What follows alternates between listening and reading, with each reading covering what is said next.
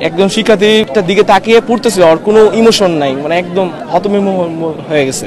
যখন বিস্ফোরণ হয়, বাহিরে দুলনার মধ্যে দুজন মেয়ে শিক্ষার্থী ক্লাস 1 থেকে 2 হবে সম্ভবত, একদম বাচ্চা, ওদের পুরো বডি ব্লাস্ট হয়ে যায়। মানে একজনের মাথা আলাদা হয়ে যায়, আরেকজনের পুরো অর্ধেক বডি নাই। দেওয়ালের টেম্পারেচার এত বেশি যে দেওয়ালের মধ্যে পানি ঢালতেছিল, পানি বাষ্পে উড়ে যেতেছিল। ওই বাচ্চাটা দাঁত দেখা যাচ্ছিল, দাঁত জিহ্বা দেখা যাচ্ছিল, একটা চোখ গলে গেছে অলরেডি। রেডগুলো পুরো একদম একটা সরিটোসে একদম একটা মন্ডের মতো পরিণত হয়ে গেছিল, মাথা গলে একদম ছাই হয়ে গেছে।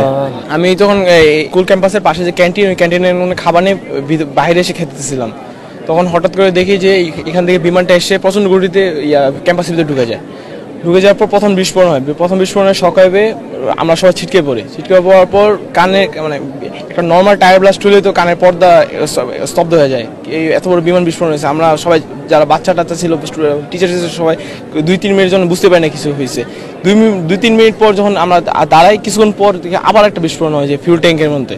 ফিউল ট্যাঙ্কের বিস্ফোরণ হওয়ার পর আগুন চতুর্দিকে ছড়ায় পড়ার পর কিছুক্ষণ পর আস্তে সামান্য একটা বিস্ফোরণ, এটা সম্ভবত অক্সিজেন সিলিন্ডারের বিস্ফোরণ।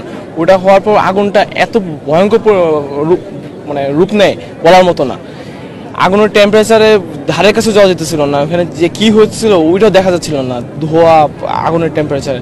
কিছু 10 মিনিটের মাথায় ফায়ার সার্ভিস কর্মীরা এসে আগুনের যে আমাদের যে ঢোকার জন্য যে এন্ট্রি পয়েন্ট, 2জন এন্ট্রি পয়েন্ট তৈরি করার জন্য কাজ করতেছিল, আর বাকিরা পাইপ এনে আগুন এন্ট্রি পয়েন্টের আগুনগুলো নিয়ন্ত্রণে নেওয়ার চেষ্টা করতেছিল। এই যে মাঠে ছিলাম, এই যে বিস্ফোরণের সময় মাঠেই ছিলাম, মাঠে বসে বসে সফট ড্রিঙ্ক খেতেছিলাম, খাবার খেয়ে সফট ড্রিঙ্ক খেতেছিলাম। হ্যাঁ, ভিতরে ঢুকে যায়। প্রথম 7 মিনিট কিছু করার মতো অবস্থা ছিল না, কানের পর্দা, চোখ টোক পুরো একদম অবশ হয়ে গেছিলাম, ব্রেন কাজ করতেছিল না। পরে ফায়ার সার্ভিস এসে যখন আগুন নিয়ন্ত্রণ নেওয়ার চেষ্টা করে, নিয়ন্ত্রণ করার পর আমাদের সংখ্যা কম ছিল, আমাদের মাইস্টুডেন্ট যে স্টুডেন্ট ছিল ওদের বডিদের মধ্যে পুরো বডি ভিজিয়ে দিয়ে আমাদের ভিতর ঢোকার জন্য প্রস্তুত করে আমরা, ওনারা আগুন নিভাচ্ছিল আর দরজার মধ্যে পানি ঢালতেছিল, আমরা দরজা ভেঙে ঢুকতেছিলাম। ঢুকে একটা বাচ্চাও কাঁদতেছিল না, সব শকের মধ্যে ছিল। মানে আমরা বাইরে ছিলাম, বাইরে থেকে শকে 7 মিনিট যাবত স্তব্ধ ছিলাম। ওরা ভিতরে বিস্ফোরণ হয়েছে, ওরা তো একদম সেন্সলেস অবস্থায়। একজন শিক্ষার্থী পড়তেছিল, ও একটা দিকে তাকিয়ে পড়তেছিল, আর কোনো ইমোশন নাই, মানে একদম হতবিহ্বল হয়ে গেছে। যখন বিস্ফোরণ হয়, বাহিরে দুলনার মধ্যে দুজন মেয়ে শিক্ষার্থী ক্লাস 1 থেকে 2 হবে সম্ভবত, একদম বাচ্চা, ওদের পুরো বডি ব্লাস্ট হয়ে যায়। মানে একদম পুরো বডি যে ছিল, একজনের মাথা আলাদা হয়ে যায়, আরেকজনের পুরো অর্ধেক বডি নাই, ওদের বডিগুলো একটা সাইডে কোণার মধ্যে পড়েছিল। আর এন্ট্রি পয়েন্টের ভিতরে 7 থেকে 8টা বডি পড়েছিল।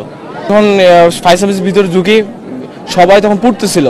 ফায়ার সার্ভিসের কর্মীরা যারা মারা গেছে ওদেরকে উদ্ধার করার থেকে বেশি যারা বেঁচে ছিল ওদেরকে বের করার চেষ্টা করেছে, কারণ তারা অলরেডি ডেড।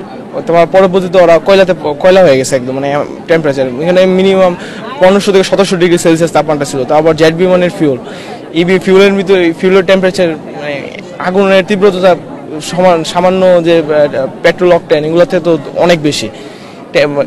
টেম্পারেচার এত বেশি ছিল যে আমরা সে ধারের কাছে ধারের কাছে গেলেই আমাদের বডির কারো চুল পুড়ে গেছে, হয়েছে, যা চুলের মধ্যে পানি নিয়ে ঢুকছে না। তখন এই ইমোশনতে বেশি, মানে বাঁচানোটা প্রয়োজনীয় ছিল, এই জন্য বুকের উপর পাথর রেখে কাজটা করতেছিলাম। একটা ফায়ার সার্ভিসে যখন একটা বাচ্চার বুকে পানি দিয়েছিল, ওই বাচ্চার পুরো বডির প্রায় 50 থেকে 60% পুড়ে গেছিল। বাচ্চার বডি থেকে এমন স্মেল বেরোতেছিল, আমি মানে কিছুক্ষণ আগে টিফিন করে আমার বমি করতেছে, আর ওকে নিয়ে হাঁটতেছিলাম। পরে তারপর টেম্পারেচার 60 থেকে 70 ডিগ্রি সেলসিয়াস। দেওয়ালের মধ্যে যা হাতটা একটু লেগেছিল, হাতের চামড়া লেগে গেছে একদম। দেওয়ালের টেম্পারেচার এত বেশি যে দেওয়ালের মধ্যে পানি ঢালতেছিল, পানি বাষ্পে উড়ে যেতেছিল, দেওয়ালই আসলে আগুন ছিল, এমন অবস্থা। কালকে মাইস্টুডেন্ট যে স্টুডেন্টগুলো প্রথম দফার মধ্যে যে ঢুকেছিল, তারা সর্বমোট রেস্কিউ করেছিল 12 জনের মতো। আমার ফ্রেন্ড আরেকজন ছিল, একজন সিনিয়র, আমরা 3 জন মিলে 7 জনকে রেস্কিউ করার মধ্যে 5 জন মারা যাবে জেনেও তাদেরকে বের করি, আর 2 জন বাঁচার কন্ডিশনে ছিল।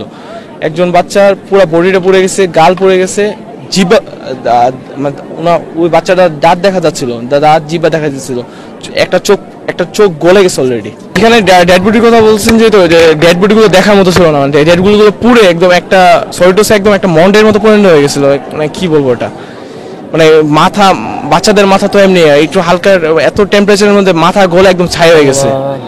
আর পুরো ওই যেই ক্লাসগুলোর মধ্যে আগুন লেগেছিল একটা জায়গার মধ্যে সামান্য পরিমাণ রক্ত ছিল না, রক্ত পর্যন্ত পুরো কালো হয়ে গেছে।